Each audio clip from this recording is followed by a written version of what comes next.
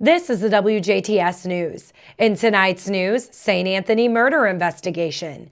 A CPS welfare check on a Jasper woman leads to charges of neglect. Caucus number falls to 11 after 2 drop out. Kurt Guxell is in with sports, and State Senator Mark Messmer updates us on legislation on WJTS Inform. All this and more tonight on the WJTS News.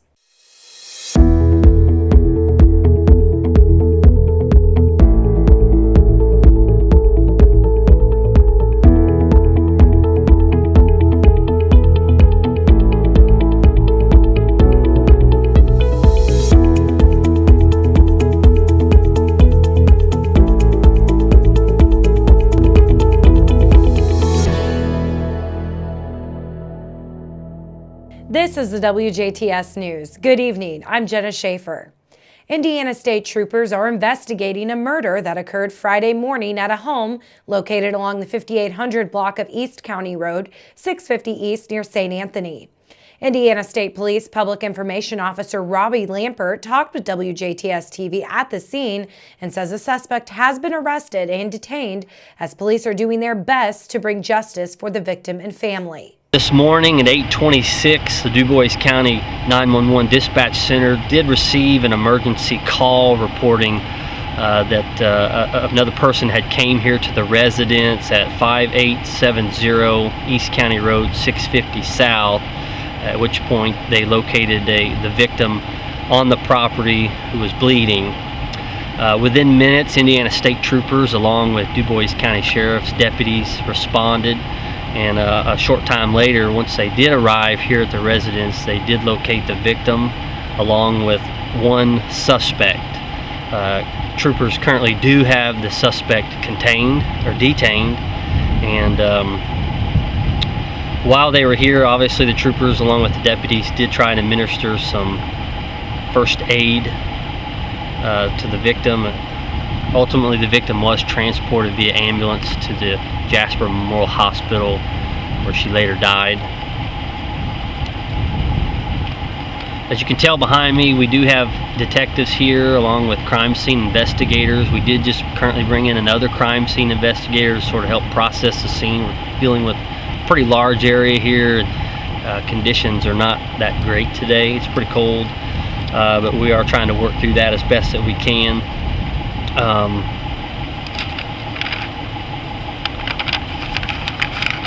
Just based on the facts and circumstances of the case so far, we do not believe that any of the neighbors or schools are in jeopardy.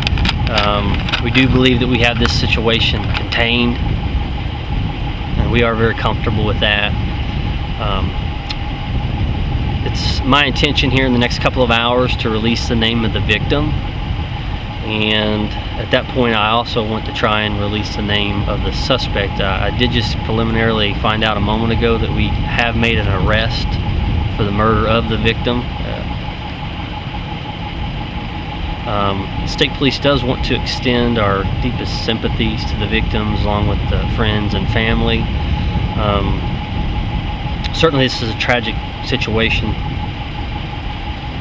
and we want to ensure everyone that the Indiana State Police, along with the DuBois County Sheriff's Department, we're going to do our best to continue this investigation and bring the facts forward so we can have justice for the victim along with friends and family. Like I said, just a short moment ago, I did find out that we did make an arrest on one male subject who's currently incarcerated at the DuBois County Sheriff's Department for murder. And I will be releasing a little more of that information later.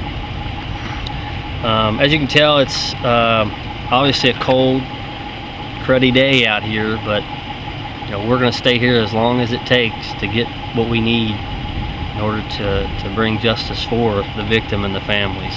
According to DuBois County Sheriff's website, Kyle Schneider was booked into the DuBois County Corrections Facility at 1:09 p.m. today on a charge of murder. This is the third murder in DuBois County in the past 3 years, each unrelated. Residents in the viewing area and beyond are in for the first winter weather event of 2019 that will bring a mix of snow and rain to southwestern Indiana. The National Weather Service out of Louisville, as of this morning, has issued a winter storm warning for Du Bois and Pike counties and counties to the north and northeast in advance of a storm system that will bring the potential for accumulating snow to much of the area tonight and into Saturday. The warning will take effect at 10 o'clock Eastern Time this evening and will continue till 1 o'clock Saturday evening. Meanwhile, counties to our south and southeast, including Spencer, Crawford, and Perry, are under a winter weather advisory from 9 p.m. Central Time this evening till 10 a.m. Central Time Saturday morning. At this time, the National Weather Service says snow accumulations are likely to be in the 2 to 4 inch range, noting that locations here in southern Indiana are more likely to be in the top end of that range, while lesser amounts are anticipated in areas to the south. The snow might not stick around long, however, as the Weather Service says, models indicate a good portion of the region will switch over to rain during the day on Saturday, as the high temps are predicted to reach the upper 30s. Additional wintry precipitation may affect portions of the region Saturday night into Sunday as colder air filters in behind the storm system. As of this morning, the National Weather Service statement says any additional accumulation is expected to be light. Snow is expected to begin falling during the late evening hours tonight and should pick up during the overnight and morning hours on Saturday. A Jasper woman was placed under arrest for neglect of a dependent after a welfare check was conducted late Thursday morning by members of the Du Bois County Department of Child Protective Services at her Jasper apartment. Jasper police say around 11:30 a.m. yesterday, Child Protective Services conducted a follow-up interview on 32-year-old Navana Sanchez of Jasper at her apartment located along the 600 block of West 7th Street after a positive drug screen during childbirth. When CPS arrived, they observed Sanchez holding the child, who was less than 2 weeks old, upside down and falling asleep during the conversation. An investigation by Jasper police found that Sanchez was under the influence of Xanax and Geodin, of which she is prescribed to. However, police say her prescriptions that were recently filled were missing medications. She was taken to Memorial Hospital for medical evaluation, where police say she continued to show signs of severe impairment, noting that she was lethargic, had slurred speech, and a poor memory. Poor manual dexterity, was unable to stay awake, and had poor movement. DCS's investigation is ongoing at this time.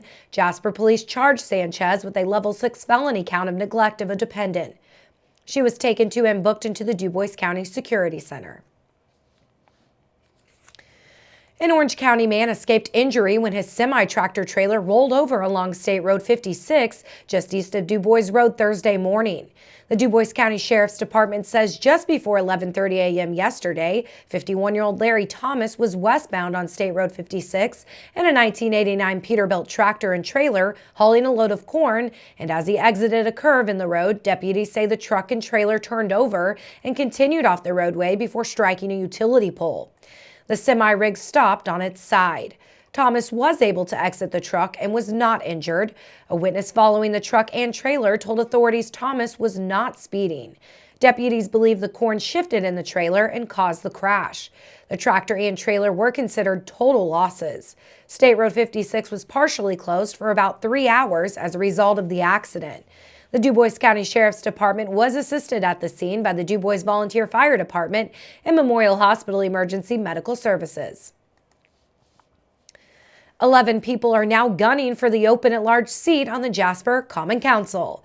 Du Bois County Republican Chairman Mark Messmer says the total number of candidates fell after the withdrawals of consideration by Justin Klemper and Tim Bell earlier this week. Those now looking to fill Dean Vonderheid's seat on the council include Steve Block, Adrian Engelberth, Chad Leakin, Steve Messmer, Paul Lori, Bernie Fallon, Merrill Osterman, Phil Mundy, Pat Brosmer, Levi Holzman, and Dr. Richard Moss. A caucus consisting of Du Bois County Republican precinct members gathered at the Pfaffenweiler Room of Jasper City Hall back on December 26th and selected Vonderheid by a 9-4 vote to fill the final year of former Mayor Terry Seitz's term. Seitz resigned to take a position with newly elected U.S. Senator Mike Braun's staff. Vonderheid officially took over the position this past Monday. Those same 13 committee people who voted in the caucus to appoint Vonderheid will now gather once again for a second Republican caucus to be held in the Pfaffenweiler Room tomorrow morning at 9 a.m. to fill the at-large council seat. The deadline to file for a candidacy on the caucus was this past Wednesday at 9 a.m. Stay tuned. Weather, sports, and inform are still to come on WJTS News.